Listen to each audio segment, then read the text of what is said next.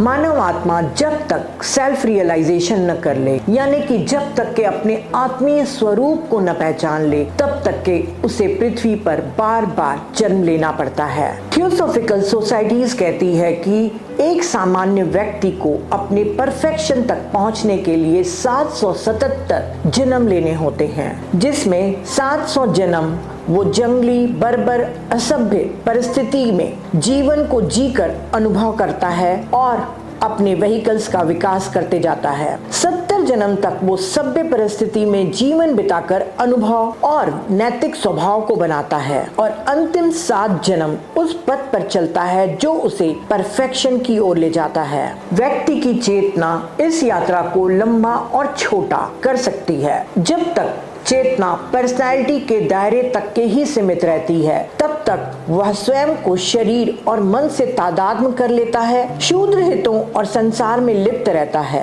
पर कुछ लोग इस पर्सनैलिटी के मुखौटे के पीछे छिपे शानदार जीवन को पहचान लेते हैं और अपनी आध्यात्मिक यात्रा पर चल पड़ते हैं। विकास करते करते वो बुद्धिक व्हीकल के माध्यम से वननेस कॉन्शियसनेस को प्राप्त करते हैं और आत्मिक व्हीकल के माध्यम से दिव्य चेतना को छू सकते हैं। सेल्फ रियलाइजेशन यानी मुक्ति यानी निर्वाण के बाद ही आत्मा मुक्त होती है और उसे पृथ्वी पर आने की कोई भी जरूरत नहीं होती। उसे विमुक्त आत्मा कहते हैं। पर ऐसा नहीं है कि इसके बाद हमारी आत्मा की यात्रा समाप्त हो जाती है। उस आत्मा की यात्रा और भी कई दूसरे डायमेंशंस, दूसरी गैलेक्सी में भी जारी रहती हैं, क्योंकि अनंत यात्राएं हैं और अनंत सीखना बाकी है, ताकि एक दिन हम भी उस परम पिता ब्रह्म के जैसे हो सके। तो फ्रेंड्स, आज हम कुछ फिलोसफीज के माध्यम से अपने वास्तविक रूप को पहचानने की कोशिश कर रहे हैं।